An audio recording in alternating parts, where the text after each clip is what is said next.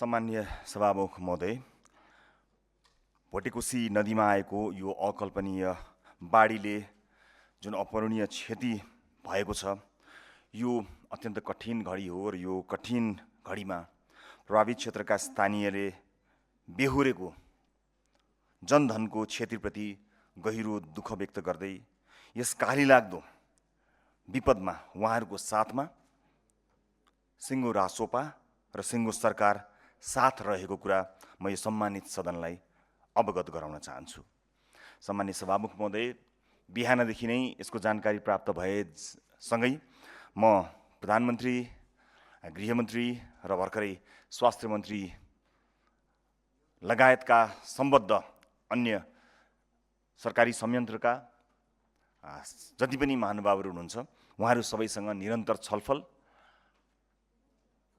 र सूचना आदान प्रदान र रणनीतिक किसिमका योजना के कस्ता छन् भन्ने जस्ता विषयहरूमा अत्यन्त सजगताका साथ सचेत हुँदै र गम्भीरतापूर्वक ती छलफलहरूमा सहभागी हुँदै आइरहेको छु र मलाई विश्वास छ सरकारले आफ्नो सम्पूर्ण सामर्थ्य लगाउनेछ। नागरिकको ज्यान बचाउने कुरा यतिखेर सबैभन्दा महत्त्वपूर्ण कुरा भएको हुनाले म सम्मानित सदनलाई प्रतिबद्धताका साथ बताउन सक्दछु, मैले बिहानदेखि अहिलेसम्म गरेका संवादका आधारमा कि सरकारले आफ्नो सम्पूर्ण सामर्थ्य सबैभन्दा पहिला नागरिकलाई बचाउनमा लगाउनेछ। म सम्मानित सदन मार्फत सिङ्गो देशलाई यो कुरा जानकारी गराउन चाहन्छु। सरकारले प्रभावित क्षेत्रमा सक्दो सक्रियता देखाएको कुरा यहाँ अन्य महानुभावहरूले, मान्य सांसदहरूले पनि व्यक्त गर्नुभएकै छ। म सबभन्दा पहिला प्रतिपक्ष बेन्चमा बसेर पनि यो आपतमा, यो अप्ठ्यारोमा हामी सँगै छौँ, सरकारलाई कसरी सघाउनुपर्छ, हामी यो विपत्तिमा पक्ष प्रतिपक्ष होइन एकैसाथ सरकारको साथमा छौँ भन्ने जुन एउटा उच्च राजनीतिक संस्कारको प्रदर्शन भयो, म विपक्षी बेन्चलाई धेरै धेरै धन्यवाद ज्ञापन गर्न चाहन्छु। सम्मान्य सभामुख महोदय, यो विपदको सामना गर्नु र यो अहिलेको कठिन परिस्थितिलाई चाहिँ सम्हालिएर लिएर जानुको हामीसँग विकल्प छैन। म बाढी प्रभावित रसुवा र धादिङका नदी तटीय क्षेत्रका स्थानीयलाई अझ सुरक्षित रहन, थप क्षति नहुनेतर्फ सचेत रहन, धैर्य धारण गर्न र सरकारी संयन्त्रको सम्पर्कमा रहन पनि अपिल गर्दछु। साथै चितवन, नवलपरासी लगायतका जिल्लाका नदी तटीय क्षेत्रमा सावधानी अपनाउन समेत आग्रह पनि गर्न चाहन्छु र म सरकारलाई पर्याप्त सुरक्षा जनशक्ति र सम्भव भएका सबै स्रोत साधन प्रभावित क्षेत्रमा परिचालित गर्न पनि आग्रह गर्न चाहन्छु। सम्मान्य सभामुख महोदय, यो मानवीय सहायताको क्षेत्रमा काम गर्ने विभिन्न निकायहरू हामी कहाँ सक्रिय छन् र राजनीतिक दल सम्बन्धी ऐनले पनि व्यवस्था गरे अनुरूप विभिन्न राजनीतिक दलले यस्ता विपद जोखिमहरूमा काम गर्नको निमित्त संयन्त्र बनाउनु पर्ने प्रावधानले गर्दा पनि कयौँ राजनीतिक दलहरूसँग एउटा विशिष्ट संयन्त्र पनि छ। यतिखेर जसरी आज सबै राजनीतिक दलहरूले एकै ठाउँमा उभिनुपर्ने प्रतिबद्धता आएको छ, म यही संसदको सम्मानित सदनको रोस्ट्रमबाट सबै राजनीतिक दललाई आह्वान र अपिल पनि गर्न चाहन्छु कि हाम्रा राजनीतिक दलमा भएका राहत उद्धारमा सिद्ध हस्त, जानकार, तालिम प्राप्त ती सम्पूर्ण साथीहरूलाई एकबद्ध भएर सरकारसँग समन्वय गरी, सरकारी निकायसँग, स्थानीय प्रशासनसँग समन्वय गरी एक ढिक्का भई राहत उद्धारको कार्यमा संलग्न रहन र त्यसको एकीकृत खाका बनाएर सँगै कुनै दलको झन्डा लिएर होइन, देशको झन्डा लिएर एकैपटक उत्रिनको निमित्त आह्वान पनि गर्न चाहन्छु। सम्मान्य सभामुख महोदय, 2072 सालको भूकम्पको बेलामा हामीले उच्च राजनीतिक चरित्र प्रदर्शन गरिसकेका छौँ। हरेक पटक जब देशमा यस्ता विपत्तिहरू आउँछन् त्यतिखेर नेपालले सबैको राजनीतिभन्दा निकै माथि उठेर नागरिकको सेवालाई आफ्नो परम धर्म मान्दै अगाडि आएको छ। यसपटक त्यही हाम्रो प्रतिबद्धताको आवश्यकता भएको महसुस यो सदनले गरिसकेको परिप्रेक्ष्यमा म फेरि पनि एकपटक सम्पूर्ण राजनीतिक दलहरूलाई यही अपिल गर्न चाहन्छु र राष्ट्रिय स्वतन्त्र पार्टी संसदको सबैभन्दा ठुलो राजनीतिक दल भएको हुनाले यसमा सबैभन्दा धेरै जिम्मेवारी राष्ट्रिय स्वतन्त्र पार्टीले वहन गर्नुपर्ने कुरा भएको कुरा निर्विवादितै छ। त्यसैले सदनको सबैभन्दा ठुलो दल भएका हुनाले सबैभन्दा बढी जिम्मेवार बनेर यस्ता समन्वयमा हामी लाग्नेछौँ र आवश्यक पर्दा सर्वदलीय बैठकहरूका मार्फतबाट यस्ता समन्वयकारी कार्यहरू गरी यस विपदबाट मुलुकमा थप क्षति हुन नदिनको लागि अगाडि बढ्ने र त्यसको अग्रसरता लिनको निमित्त पनि हामी तयार रहेको कुरा सम्मानित सभामुख महोदय मार्फत सम्मानित सदनलाई म जानकारी गराउन चाहन्छु। सम्मानित सभामुख महोदय, घटनाको बारेमा धेरै कुरा आइसकेको छ। आज बिहान यो तिब्बततर्फको माथिल्लो जलाधार क्षेत्रमा हिम पहिरो तथा गिगरानका कारण नदीको बहावमा चाहिँ केही समय त्यो अवरुद्ध भई अचानक खुलेपछि रसुवाको भोटेकोसी नदीमा ठुलो बाढी प्रवेश गरेको प्रारम्भिक जानकारी हामीले प्राप्त गरेका छँदैछौँ, जसले चाहिँ यसको उच्च जोखिमपछि रसुवा, नुवाकोट, धादिङ, गोर्खा, चितवन र नवलपरासीसम्मका नदीका किनारका बस्तीहरू उच्च सतर्कतामा राखिएको कुरा धेरै मान्यज्यूहरूले यहाँ व्यक्त गरिसक्नु भएको हुनाले म त्यसलाई दोहोऱ्याउनतिर गइनँ। तर यो राष्ट्रिय विपद जोखिम न्यूनीकरण तथा व्यवस्थापन प्राधिकरणले चाहिँ राहत तथा उद्धार कार्यका लागि जिल्ला विपद व्यवस्थापन समिति मार्फत केही रकमहरू पनि छुट्याएर काम अगाडि बढाएको कुरा पनि जानकारी आएको छ। त्यो बाहेक सबै संयन्त्रहरूलाई चलायमान गराउनको निमित्त सरकारका तत्त मन्त्रालय अन्तर्गतका विशेष गरेर मन्त्रीज्यूहरू आफै पनि सक्रियताका साथ लाग्नुभएको जानकारी प्राप्त भएकै छ। यो विपदमा केही जानकारी राख्नुपर्ने कुरा सबैभन्दा पहिला खोजी र उद्धार पहिलो प्राथमिकता नै हो। यो खोजी र उद्धारमा प्राथमिकता सरकारले दियोस्, त्यस पछाडि राहतको बेला आउँछ।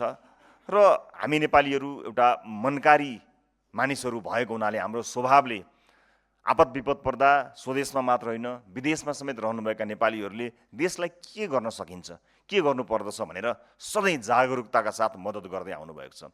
नेपाललाई घाउ लाग्दा, देशमा घाउ लाग्दा कुनै एक पटक पनि विदेशमा भएका नेपालीहरूले मलम पठाउन छुटाउनु भएको छैन। यसपटक पनि उहाँहरूले पक्कै पनि देशका लागि मलमको जोहो गर्नमा मद्दत गर्नुहुनेछ भन्ने कुरा म विश्वस्तका साथ बताउन चाहन्छु। सम्मान्य सभामुख महोदय, पुनर्स्थापनाको जटिलता आफ्नै ठाउँमा छँदैछ। विगतका विपदहरूमा हामीले गरेका अभियानहरू अधुरा छँदैछन्, तिनलाई पूर्णता दिनु त्यो हाम्रो आफ्नो चुनौती छँदैछ। त्यो सँगसँगै अर्को एउटा ठुलो चुनौती हामीमाझ आइपरेको छ। तर हामी विश्वासका साथ भन्न सक्दछौँ कि जुनसुकै चुनौतीलाई पनि सामना गर्न सक्ने राष्ट्रिय सामर्थ्य हामीसँग छ र त्यो सामर्थ्य पुरा गरेर हामी आपतमा परेका, विपदमा परेका नागरिकलाई पुनर्स्थापनाका लागि पनि प्रतिबद्ध भएर राज्यका सबै संयन्त्रहरूको परिचालन गरेर अगाडि बढ्नेछौँ र हामीले सफलता हासिल गर्न सक्नेछौँ भन्ने कुरामा म पूर्ण आशावादी रहेको कुरा सम्मानित सदनलाई स्पष्ट पार्न चाहन्छु। यस बेलामा अपुष्ट समाचारहरू सम्प्रेषण गर्ने र विभिन्न आर्टिफिसियल इन्टेलिजेन्सका फोटो भिडियोहरू हालेर थप आक्रान्त बनाउने काम जिम्मेवार नागरिकहरूबाट हुने छैन भन्ने कुरा पनि म यही सदनबाट अपिल पनि गर्न चाहन्छु। सँगसँगै केही बेर अगाडि स्वास्थ्य मन्त्रीजीसँगको मेरो छलफल अनुसार अस्पतालहरू तैनात भएर बसेका छन्, त्यहाँ स्वास्थ्यकर्मीहरू स्ट्यान्ड बाई अवस्थामा रहनुभएको छ। जुनसुकै परिस्थितिलाई सामना गर्नको निमित्त 24 घण्टा तयार भएर विभिन्न अस्पतालहरू, बेडहरू, स्वास्थ्यकर्मीहरू रहनुभएको छ। साथै नेपाली सेना र निजी क्षेत्रका हेलिकप्टरहरू स्ट्यान्ड बाई अवस्थामा रहेको कुरा यहाँ जानकारी पनि आइसकेको छ। सरकारका तर्फबाट पनि अझ यसलाई औपचारिकता प्रदान गर्न यसै सदनमा केही बेरपछि सरकारका सम्भवतः गृहमन्त्रीज्यू र उहाँ आफै अझ बढी संवेदनशील भएको हुनाले समय व्यवस्थापन यतिखेर गृहमन्त्रीको चुनौतीपूर्ण हुन्छ भन्ने कुरा हामीले महसुस गर्न सकिने कुरा नै हो। नसके सरकारको तर्फबाट के भइरहेको छ, के काम भयो, के हुँदैछ, सरकारले कस्तो किसिमको कार्य गरिरहेको छ भन्ने कुरा सम्मानित सदन मार्फत सिङ्गो देशलाई जानकारी गराउनु सरकारको कर्तव्य हो। मलाई विश्वास छ केही बेरपछि सरकारले आफ्नो त्यो गहन कर्तव्य निर्वाह गर्नेछ र सम्मानित सदन मार्फत सिङ्गो देशलाई जानकारी गराउनेछ कि यो विपदमा सरकार के गरिरहेको छ, सरकारका योजना कस्ता छन्, यतिखेर तत्काल के गर्यो, दीर्घकालीन रूपमा के कस्ता योजनाहरू सरकारले बनाएको छ। मलाई विश्वास छ ती सबै जानकारी सम्मानित सदनलाई सरकारले केही बेरमा दिनेछ र आश्वस्त पार्नेछ सिङ्गो देशलाई। म यसमा विश्वस्त हुन पनि चाहन्छु। सम्मानीय सभामुख महोदय, प्रतिपक्षमा रहँदा र राजनीतिभन्दा पर रहँदा एउटा सानो अनुभव पनि छ। देशमा जतिखेर पनि आपत पर्दा सरकारभन्दा पहिला पुगेका धेरै मेरा अनुभवहरू छन्। ती अनुभवहरूबाट केही कुरा म सम्मानित सदनलाई साट्न सक्दछु। मैले अघि भने जस्तै हामी मनकारी भएका कारणले र सहयोगी भावनाका कारणले हामी राहत र उद्धारका लागि अत्यन्त धेरै हतारिन्छौँ। तर त्यो राहत र उद्धारका लागि हामी हतारिरहँदा मेरो विनम्रतापूर्वक सबै साथीहरूलाई अनुरोध छ कि विशेष गरेर अलिकति जिम्मेवार र अलिकति विभिन्न निकायमा काम गरिरहनुभएका अझ जनप्रतिनिधि अथवा मन्त्रीज्यूहरू अथवा लब्ध प्रतिष्ठित ख्यातिप्राप्त व्यक्तिहरू गइदिँदा कहिलेकाहीँ त्यसले निकै ठुलो काम पनि गर्दछ।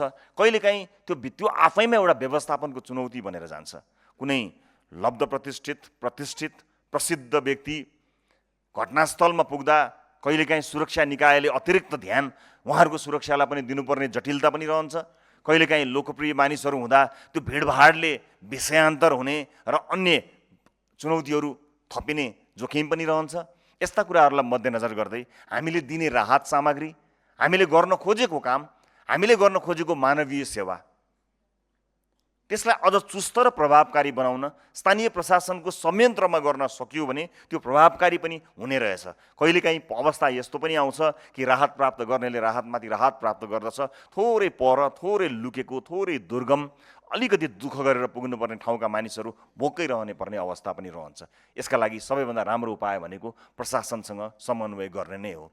सत्तारूढ दलमा अहिले रहेका कारणले गर्दा हिजोको दिनमा जस्तो सरकारभन्दा पहिले पुग्नुपर्ने बाध्यतामा हामी छैनौँ। किनकि हामीलाई आशा छ यो सरकार बलियो सरकार हो। सरकार बलियो भनेको संसदको सङ्ख्या होइन। आपत पर्दा, अप्ठ्यारो पर्दा कति बलियोसँग, कति प्रभावकारी ढङ्गले सरकार पुग्दछ त्यसका आधारमा सरकारको मापन हुनेछ। मलाई विश्वास छ यो सरकारले आफूलाई मापन हुने यो कार्यमा अब्बल ढङ्गले आफूलाई अगाडि बढाउनेछ र नागरिकको सेवामा आफूलाई प्रस्तुत गर्नेछ। म यसमा निर्धक्क हुन चाहन्छु र सम्मानित सदनलाई पनि त्यही अपिल पनि गर्न चाहन्छु। त्यसैले भिआइपी मुभमेन्टले कहिलेकाहीँ सुरक्षाकर्मीहरूलाई अर्को एउटा चुनौती सृजना गर्दछ। मेरो कोसिस रहनेछ कुनै अत्यावश्यक हुँदाभन्दा बाहेक म फिल्डमा आफू जाने छैन, बरु आफ्नो सरकारलाई प्रभावकारी रूपमा काम गराउनमा मेरो भूमिका रहनेछ। तर कुनै कारणवश पुग्नु परेका खण्डमा कुनै पनि किसिमको भिआइपी मुभमेन्ट, सुरक्षा अथवा अन्य कुनै चिज मेरा लागि चिन्ता गर्नुपर्ने छैन र मेरो दलका सांसदहरू जाँदा पनि सुरक्षाकर्मीले त्यस्तो कुनै चिन्ता नलिइकन आफ्नो काम गर्नुभए हुन्छ। हामीलाई कतै पनि ध्यान दिनुपर्ने छैन। म यो कुरा सदन मार्फत बताउन चाहन्छु। सकभर सरकार पुगोस्, हामी मध्ये कोही पुगेछौँ भने पनि सरकारले हाम्रा लागि अतिरिक्त सुरक्षा, अतिरिक्त सेवा केही पनि दिनु पर्ने छैन। हाम्रा साथीहरूलाई कुनै पनि किसिमको आफ्नै तरिकाले व्यक्तिगत तवरबाट साथीहरू जानुहुनेछ। प्रशासनलाई कुनै पनि किसिमको उहाँको दखलअन्दाज नगर्ने तवरले हामी जानेछौँ, जानु परेको खण्डमा, नत्र जाने छैनौँ। यो पनि म सम्मानित सदन मार्फत जानकारी गराउन चाहन्छु। र ती प्रभावित क्षेत्रहरूमा टेलिफोनको डाटा उपलब्ध गराएको कुरा मैले जानकारी पाएको छु। त्यहाँ टेलिफोन गर्दा ब्यालेन्स नहुँदा पनि समस्या नपरोस् भन्ने कुरामा सरकार सचेत भइसकेको छ। डाटा छैन भन्ने कुराको पनि चिन्ता नहोस् भन्ने कुरामा पनि सरकार सचेत भइसकेको पनि जानकारी मैले प्राप्त गरिरहेको छु। यसमा ध्यान दिनुपर्ने, विपदमा ध्यान दिनुपर्ने कुरा एउटा थोरै मेरो सामान्य अनुभवका आधारमा यहाँ बताउन चाहन्छु कि यो आवाज सम्बन्धित निकायसम्म अवश्य पनि पुग्नेछ कि जब विपद पर्छ त्यतिखेर सबैभन्दा अप्ठ्यारो सीमान्तकृत वर्गलाई पर्दछ। अझ माइनोरिटीलाई यसले निकै ठुलो समस्या पार्दछ। त्यसमाथि महिला, गर्भवती महिला, वृद्धा, अपाङ्गता भएका व्यक्तिहरू, दलित समुदायमा यसको प्रभाव परेको डाटाहरूले बताएको छन्। किनकि राज्यको पहुँच नहुँदा, गरिबीमा बस्नुपर्दा त्यसका आफ्नै चुनौतीहरू छन्। ती चुनौतीहरूले विपदमा पनि सबैभन्दा बढी प्रभाव त्यही सीमान्तकृत वर्गलाई, त्यही माइनोरिटीलाई पर्ने गरेको छ। अझ बढी मैले अघि भने जस्ता वर्गलाई असाध्यै धेरै अप्ठ्यारो परेको हुन्छ। त्यस्तो अवस्थामा प्राथमिकतामा यी वर्गहरू परुन्, महिलाहरू प्राथमिकतामा परुन्, वृद्धहरू प्राथमिकतामा परुन्, गर्भवती महिलाहरूलाई प्राथमिकतामा राखियोस्, बालबालिकाहरूलाई प्राथमिकतामा राखियोस्, अपाङ्गता भएका व्यक्तिहरूलाई प्राथमिकतामा राखियोस्। मलाई विश्वास छ सरकारले यस्ता प्राथमिकताहरूलाई ध्यान दिनेछ र विगतमा भएका काम कारबाहीहरू, विगतमा भएका विपदका हाम्रा अनुभवहरूबाट सिक्नुपर्ने र नगर्नुपर्ने गल्तीहरूका लिस्ट सरकारसँग पक्कै पनि छ होला। म विश्वस्त छु कि सरकारले यी सबै कुराहरूलाई पक्कै पनि मध्यनजर गर्नेछ। सम्भावित हवाई उद्धारलाई प्राथमिकताका साथ राखिएको कुरा जानकारीमा आएको छ। आपतकालीन परिचालनका लागि विमानस्थलहरूमा सर्च एन्ड रेस्क्यु तथा इमर्जेन्सी रेस्पोन्स टिम समेत तयार भएको अवस्थामा रहेको जानकारी पनि प्राप्त भएको कुरा म सम्मानित सदनलाई जानकारी गराउन चाहन्छु। एकद्वार प्रणालीको विषय मैले अघि उठाइहालेँ, म त्यसमा फेरि जोड लगाउनु पर्ने आवश्यकता ठान्दिनँ। र अहिले जोखिम कायमै रहेको हो कि भन्ने किसिमका सूचनाहरू पनि आइरहेको हुनाले सबैजनालाई अतिरिक्त सतर्कता अपनाउन पनि म यहीँबाट अपिल गर्न चाहन्छु। सँगसँगै कहिलेकाहीँ राहत उद्धारमा लागेका सुरक्षाकर्मीहरू र उद्धारमा सुरक्षाकर्मीहरूलाई सघाउनका लागि अघि भने जस्ता विभिन्न राजनीतिक दल अथवा यस्ता सङ्घ संस्थामा गएका मानिसहरूसँग उपयुक्त उपकरणहरू, उपयुक्त तालिम नहुँदा उद्धारकर्मीहरू पनि जोखिममा पर्ने निकै ठुलो सम्भावना रहन्छ। यस्तो अवस्थामा उद्धारमा गएका साथीहरूले त्यो जोखिम उठाउँदाखेरि आफूलाई खतरामा राखेर भन्दा पनि तालिम प्राप्त उद्धारकर्मीहरूसँग समन्वय गर्दा थप जोखिमबाट बच्न सकिन्छ। म यो कुरा पनि सम्मानित सदन मार्फत अपिल गर्न चाहन्छु। र कयौँ नागरिकहरू बेपत्ता भएको यो अवस्थामा हामीसँग सम्पूर्ण डाटाहरू प्राप्त भइसकेको अवस्था छैन। सँगसँगै हाम्रो मुलुकलाई घुम्न आउनुभएका कयौँ पर्यटकहरू पनि यस्तो अवस्थामा पर्नुभएको छ। म अन्तर्राष्ट्रिय समुदायलाई पनि निर्धक्क हुन अनुरोध गर्न चाहन्छौँ कि हामी हाम्रा नागरिकहरूलाई बचाउने मात्र होइन, हाम्रो देश घुम्न आउनुभएका विभिन्न देशका नागरिकहरूको उद्धार, राहत र उहाँहरूको ज्यानलाई जोखिम नहोस् र उहाँहरूको पनि उद्धार र उपचार होस् भन्ने कुरामा अत्यन्त सचेत छौँ। म यही संसदको रोस्ट्रमबाट अन्तर्राष्ट्रिय समुदायलाई पनि निर्धक्क हुन र सरकारले आफ्नो सामर्थ्य पुर्याएर र आफ्नो सम्पूर्ण सामर्थ्य लगाएर काम कारबाही गर्नेछ भन्ने कुराको पनि म सुनिश्चितता अभिव्यक्त गर्न चाहन्छु। सम्माननीय सभामुख महोदय, कहिलेकाहीँ अप्ठ्यारो परेका ठाउँमा, आपत परेका ठाउँमा, बाढी आइरहेको बेलामा पनि छेउछाउमा बसेर हेर्ने, त्यसलाई छायाङ्कन गर्ने, आफ्नो मोबाइलमा त्यस्ता दृश्यहरू कैद गर्ने क्रियाकलापले पनि सुरक्षाकर्मीहरूका लागि चुनौती सृजना गरेको हुन्छ। म यो सम्मानित सदनबाट ती सम्पूर्ण आम नागरिकहरूलाई अनुरोध गर्न चाहन्छु कि ती दृश्यहरू कैद गर्ने हतारो अथवा त्यो दृश्यको साक्षी, कुनै पनि विपदको साक्षी बस्नका लागि आफ्नै ज्यानलाई जोखिममा राखेर बस्ने कार्यलाई बन्द गर्नु हुनको निमित्त म आम नागरिकलाई अपिल गर्न चाहन्छु।